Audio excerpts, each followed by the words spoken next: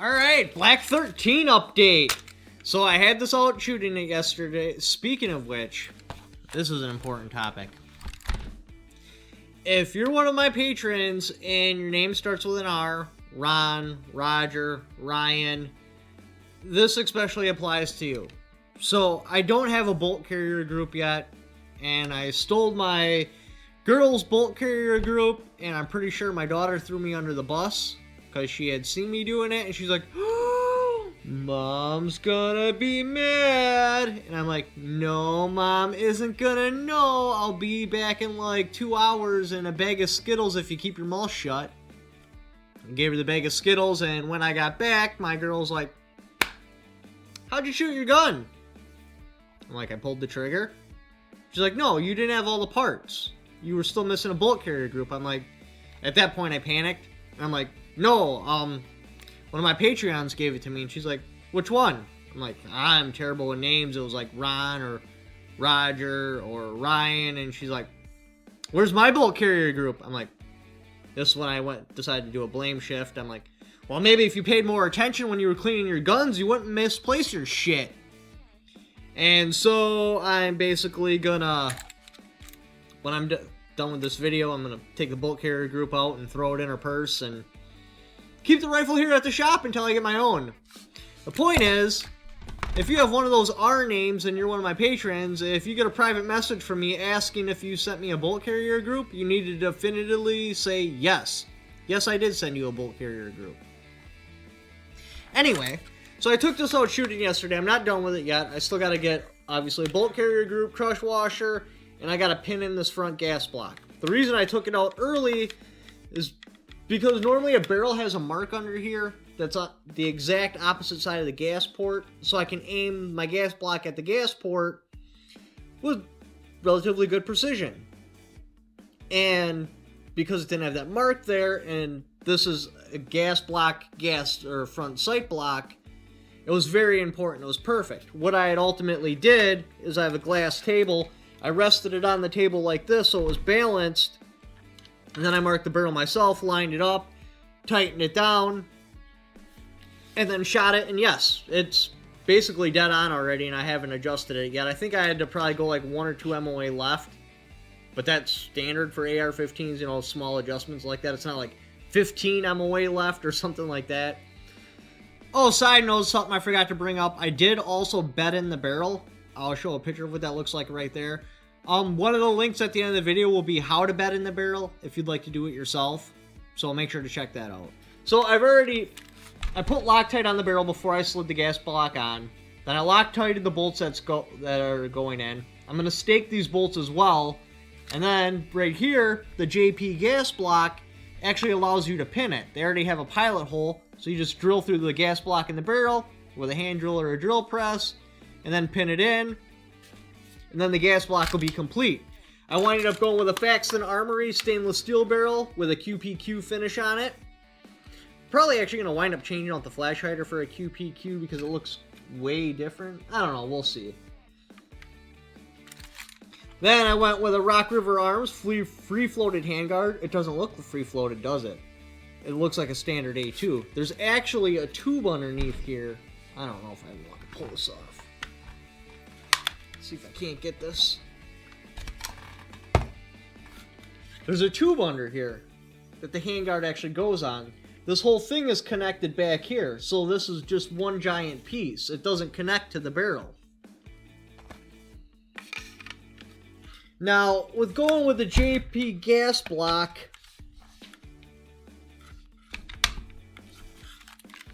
because what you're supposed to do is have an A2 gas block and then you chop off your sling swivel, and then this would sit right underneath it, so besides there's a slit under there, unless you're really looking at the barrel close, you can't tell that this is free-floated.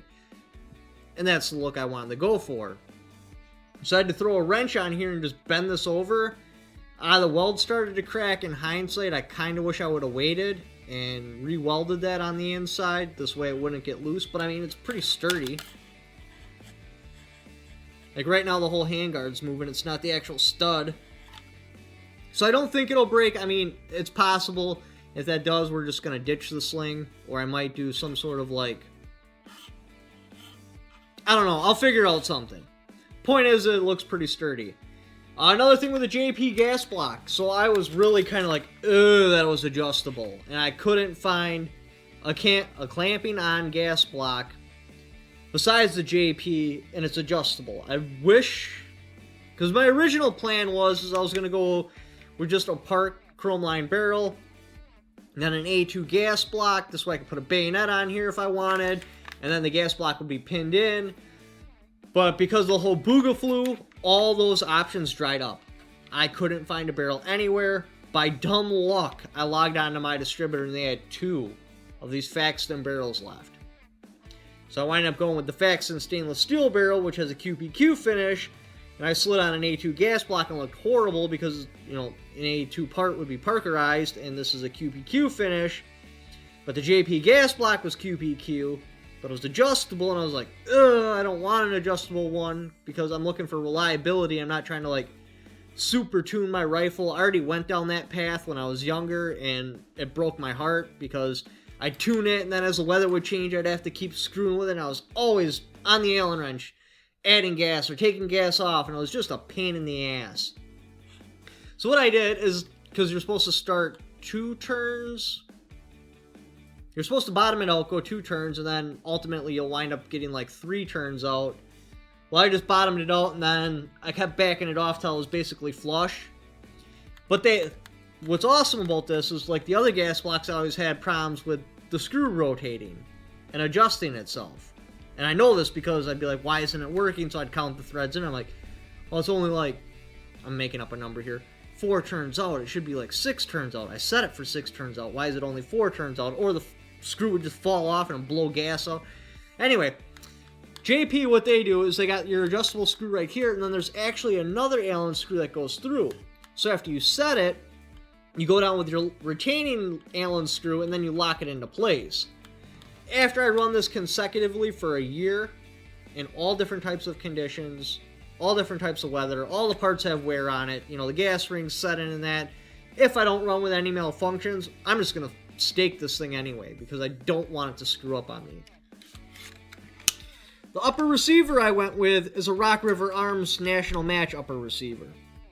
If you're interested in doing this exact build, which that's the point of me doing build projects, so you guys can get ideas to do build projects and then basically copy the design if you like it, I'll have a link to all the parts on my Facebook page. Or if you watch this video on Gunstreamer, I'll just throw them in the description there too. Probably. Maybe. I don't know, it's kind of weird because answering comments on there sucks. Anyway, so I was originally concerned that this peep was too small because when I looked through it, I'd get cobwebbing.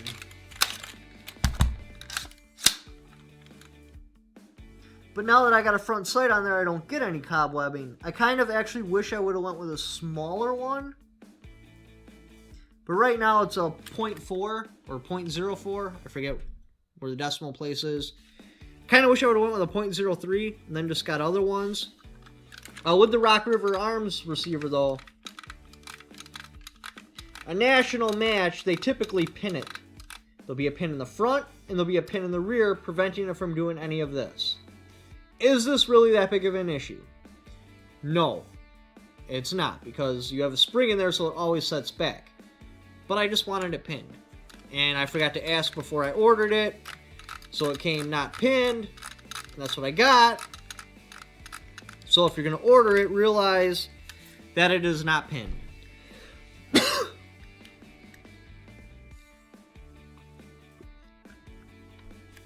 Now, it won't come with any markings. I put that marking there on myself. Here's my dope card. In hindsight, I wish I would have put this on with rubber cement or something. I used Crazy Glue.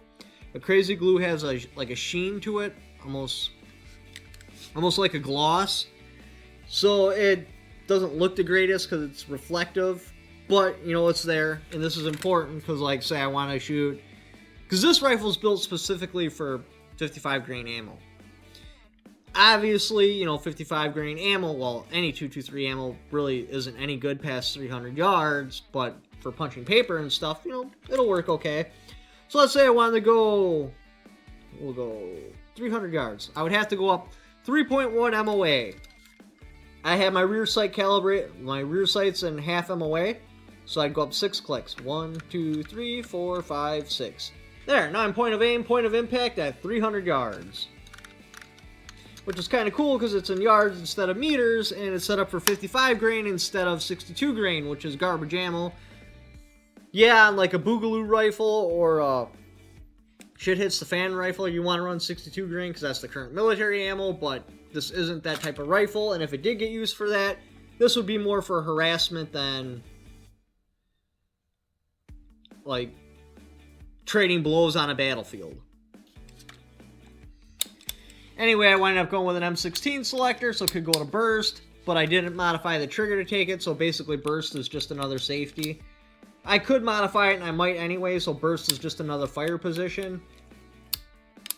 And you got safe, semi. So this M16A2 on there, I like that a lot. I wanted the old style Vietnam sling. They use these a lot in National Match too, so I think it's cool. Basically what they do is they break it off of here.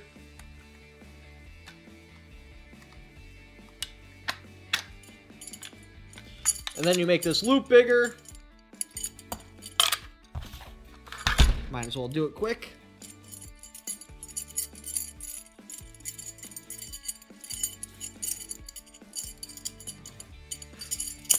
Then you put your arm through, you tighten it on your arm. We're not going to do that, but you get the idea. And then you adjust it so you have another stable shooting position. But anyway, you get the idea. Right now I just have a standard GI trigger in it. I'm debating if I want to actually buy a National Match trigger because I'm trying to follow National Match rules with this rifle, which I think I already broke with the fluted barrel. I don't know if that would be okay or not. I have to go back to the rules and check. But anyway, I just want to stick with National Match rules because at some point I think I'm going to shoot competition with this bad boy if it does alright. Still got more testing to do. The minor testing I did at my house, or my dad's house yesterday. It shot a very nice group. And, I mean, brand new barrel. I wanted to break it in right, shoot one round, run a bore snake, shoot one round, run a bore snake, and do that for like 30 rounds, and then go on from there. But I brought with the bore snake that came in a tack pack, and for some reason that weight wasn't heavy enough, so it absolutely would not feed down the barrel. So I wound up shooting a mag without cleaning it. Not happy about that because I wanted it broken properly, but, you know, we'll deal with what we can. Again, I'm sticking with the bird cage. Is there anything else I want to show? Oh, low receivers PSA. Again, there'll be a link on my Facebook page. I'm probably going to wind up just tuning this trigger instead of putting in a National Match trigger. That's about it. Let me know what you guys think of this in the comments below. Oh, and if you wind up building a firearm off of one of my designs or one of my plans, feel free to send me a picture on Instagram or Facebook, and I'll show it off on my YouTube page, because I think it's kind of cool, and I think other people like to see it too.